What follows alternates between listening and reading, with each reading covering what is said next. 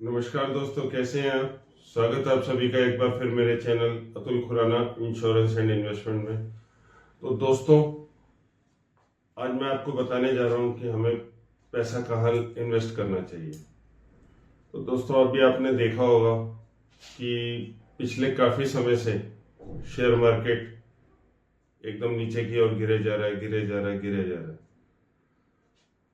तो क्या हो सकता है, क्या रीजन है इसके। क्या हमारा पैसा है ये शेयर मार्केट ऐसे ही रहने वाला है, हमेशा नीचे की तरफ ही जाने वाला है। क्या शेयर मार्केट में हमें पैसा लगाना चाहिए, क्या हमें गवर्नमेंट स्कीम्स की तरफ भागना चाहिए, पोस्ट ऑफिस की तरफ भागना चाहिए, बैंकों में पैसा रखें, क्या करें। इस तरीके के कई सवाल आपके मन में आ रहे होंगे।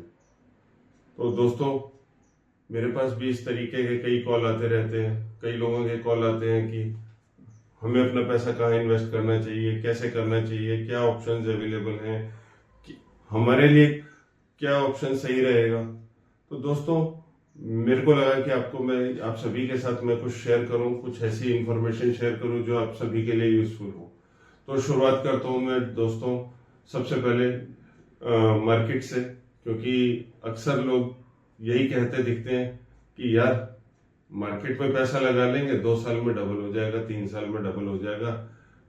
आजकल तो अभी रिसेंटली मेरे पास एक कॉल आया, सर मेरे पास तो 10 लाख रुपया पड़ा है, कोई ऐसा स्टॉक बता दो कि 1 साल में पैसा डबल हो जाए।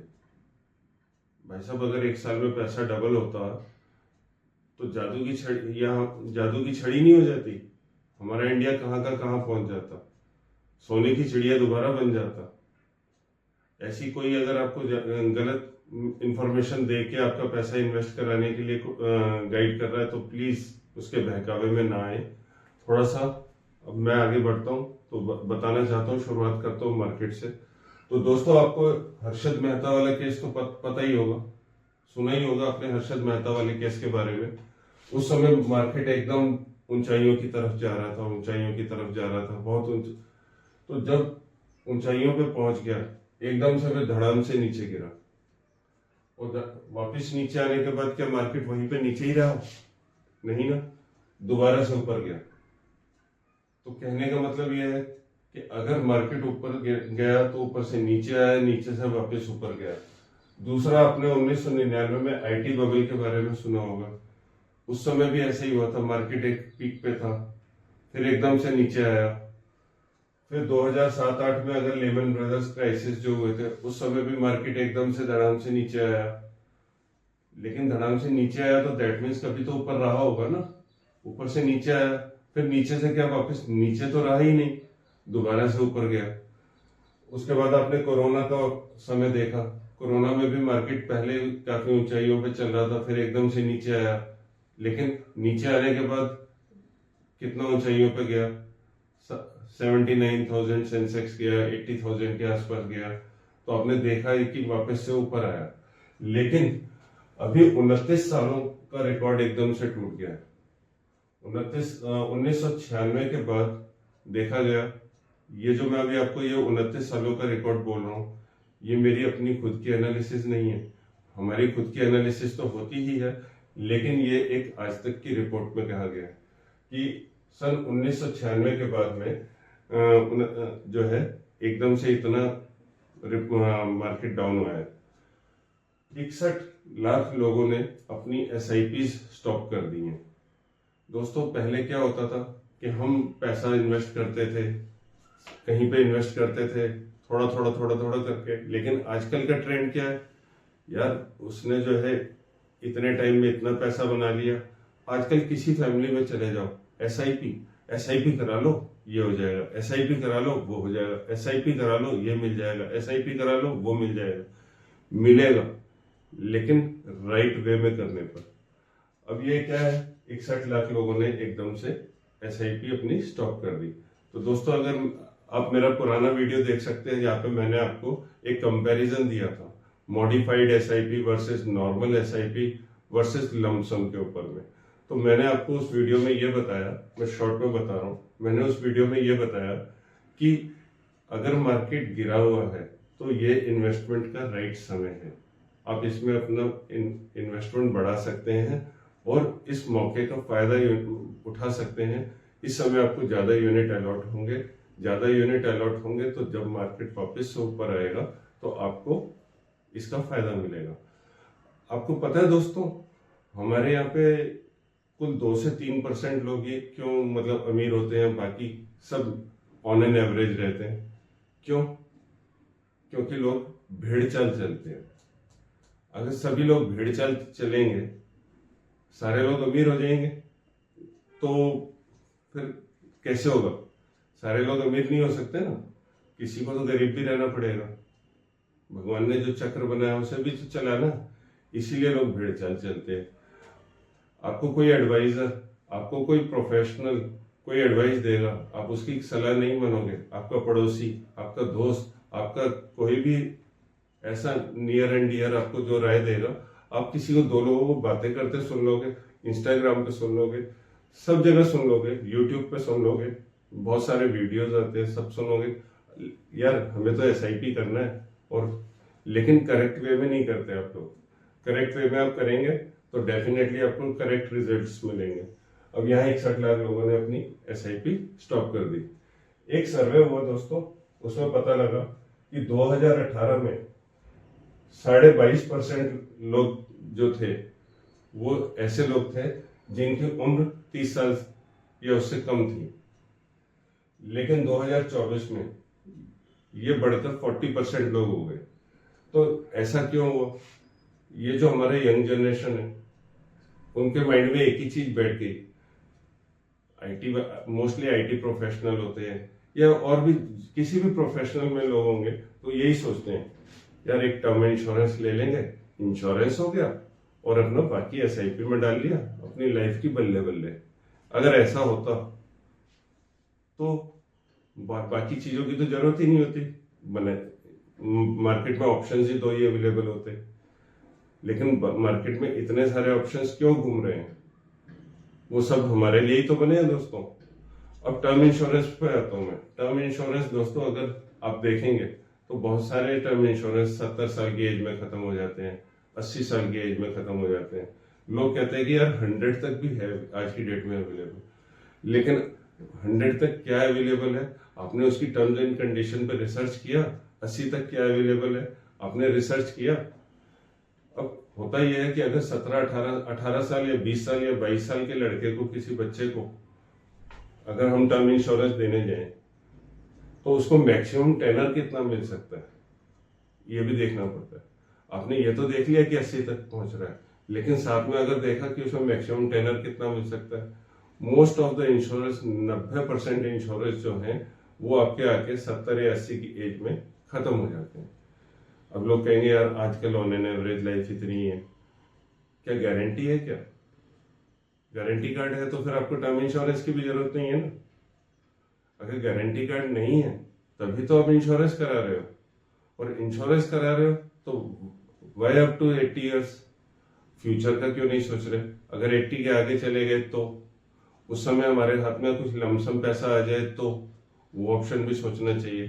फिर जब उसके बाद बाकी लोग सोचते हैं कि हम SIP में डाल लेंगे। अभी ये देखो, जहां पे हम तो लोगों से शेयर करते ही थे, लेकिन अभी रिसर्च ने भी बताया कि जैसे ही मार्केट डाउन आई 61 लाख लोगों ने अपनी SIP स्टॉप कर दी। दैट मीन्स उन्हें अपने पे भी भरोसा नहीं है। तो ऐसा क्यों हो रहा है? क्योंकि उनके पास में लैक ऑफ नॉलेज है, उनके पास में पूरा ज्ञान नहीं है कि शेयर मार्केट में क्या होगा, सेंसेक्स कैसे जाएगा, मार्केट कैसा। सीधा एक कहावत है, ऊंट किस करवट बैठेगा किसी को पता नहीं है। तो यहाँ पे भी ऐसे ही है शेयर मार्केट में कि शेयर मार्केट कहाँ जाएगी किसी को पता नहीं है। हमें क्या होता है, आप मेरे पुराने वीडियोस देख सकते हैं कि हमें अपनी, उसमें मैंने बताया कि हमें अपनी इन्वेस्टमेंट्स को टाइम देना होता है। हमें उस अपनी इन्वेस्टमेंट्स को एक छोटे से पौधे की तरह समय समय पर पानी देते रहना चाहिए ताकि वो एक बड़ा पेड़ बन जाए। जब पेड़ बनेगा तो उस पर फ्रूट्स आएंगे और हम उस फ्रूट्स को एंजॉय कर पाएंगे। तो उस तरीके से हमें अपनी इन्वेस्टमेंट्स को भी टेक केयर करना चाहिए। ऐसा नहीं, आपने कभी ऐसा देखा है कि पौधा यहां से यहां तक पहुंचा पौधा इतना ही हुआ, बारिश नहीं आई या बारिश ज्यादा आ गई या कुछ हुआ तो आपने पौधे को काट के फेंक दिया, ऐसा हुआ क्या? नहीं ना। तो हमारी इन्वेस्टमेंट्स में ऐसा हम क्यों करते हैं? हम क्यों अपनी एसआईपीज को अपने स्टॉप किया? एसआईपीज को चलने दीजिए। और अगर आपके पास रियली में कोई फाइनेंशियल क्राइसिस है तो आप क्या कीजिए, एसआईपी को आपने स्टॉप किया लेकिन उस पैसे को वहां इन्वेस्टेड रहने दीजिए आगे बढ़ने के लिए, ताकि वो पैसा आगे बढ़ सके। तो दोस्तों यहाँ पे हमने देखा कि तकरीबन जो है 92 लाख करोड़ का लॉस हुआ है अभी शेयर मार्केट में। ये सारा रिसर्च का ही पार्ट है, जो रिसर्च हुई है उसी का ही पार्ट है।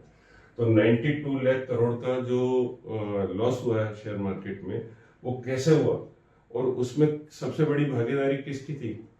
जी हाँ दोस्तों, सबसे बड़ी भागीदारी हमारी इंडिया के सिटीजन्स की थी। हम लोगों ने, बाहर के लोग तो बाहर कम पैसा निकाल के ले गए, हम खुद पैसा निकाल के बैठे हैं। हम सब ने अपनी अपनी एसआईपी स्टॉप कर ली, अपने पैसे को विड्रॉ कर लिया। क्यों? हम अपना पेशेंस लूज कर रहे थे। तो दोस्तों हमारे पास, आपने कभी ऐसा देखा है कि मैं धोखे से जो है हिमालय पे चढ़ गया? नहीं ना। आपने कभी सुना है कि धोखे से हिमालय पे चढ़ गया? ऐसा कभी नहीं होता। धोखे से गटर में गिर सकते हो लेकिन धोखे से हिमालय पे नहीं चढ़ सकते। वहां हिमालय पे चढ़ने के लिए स्ट्रेटेजी बनानी पड़ती है, सोचना पड़ता है, सारे अरेंजमेंट करने पड़ते हैं।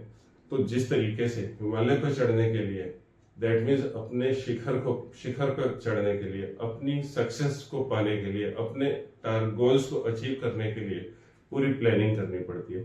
गटर में तो धोखे से गिर जाओगे। अब आपके ऊपर में है कि आप शिखर पर चढ़ना चाहते हो या गटर में जाना चाहते हो। मेरी बात कड़वी जरूर लगेगी लेकिन सच है। तो दोस्तों हमें 3 चीजों का यहाँ पे और ध्यान रखना होता है। हमारे यहाँ पे हमारे इमोशंस की किसी की नजर में कोई वैल्यू नहीं है। दूसरा, डोंट एक्सप्रेस योर हैप्पीनेस। अगर आप खुश हैं तो अपनी खुशियों को सबके साथ बहुत ज्यादा शेयर मत कीजिए। कहते हैं ना, खुशियों को नजर लग जाती है। तीसरा, no one help you in your problems. अगर आप मुसीबत में हो तो आपको लगता है कि कोई आपकी मदद करने आएगा, तो यह आपकी सबसे बड़ी गलतफहमी है। इन सभी चीजों को ध्यान रखते हुए बस अब हमारे पास में ऑप्शंस क्या अवेलेबल है, कहाँ पे हम पैसा लगा सकते हैं। तो हम पहला वही जहां से हमने शुरुआत की, शेयर मार्केट। तो शेयर मार्केट में आप पैसा लगा सकते हैं, लेकिन आपको जरूरत क्या है? नॉलेज की। अगर आपके पास में खुद का ज्ञान है तो बहुत अच्छा, नहीं तो कम से कम एक्सपर्ट्स की राय लीजिए। दूसरा, एसआईपी या लमसम। आप एसआईपी करा सकते हैं या लमसम इन्वेस्टमेंट कर सकते हैं। कैसे करना चाहिए आप मेरा वीडियो देख सकते हैं, modified SIP versus normal SIP versus lump sum investment. उसमें आपको डिटेल में पता लग जाएगा कि हमें क्या करना चाहिए।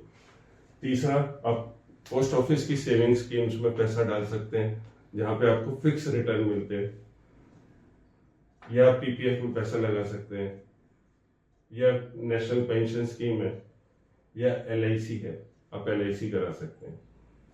अब इन सभी ऑप्शंस में हमें क्या करना चाहिए दोस्तों? अक्सर अगर ये वाली 61, जैसे यहाँ 61 लाख लोगों ने अपनी एसआईपी स्टॉप कर दी है, अगर इस तरीके का सिनेरियो है, इस तरीके की हमारी ताकत है, सोचने समझने की शक्ति है, तो शेयर मार्केट आपके लिए नहीं है। तो आप इसे शेयर मार्केट में पैसा नहीं डालिए।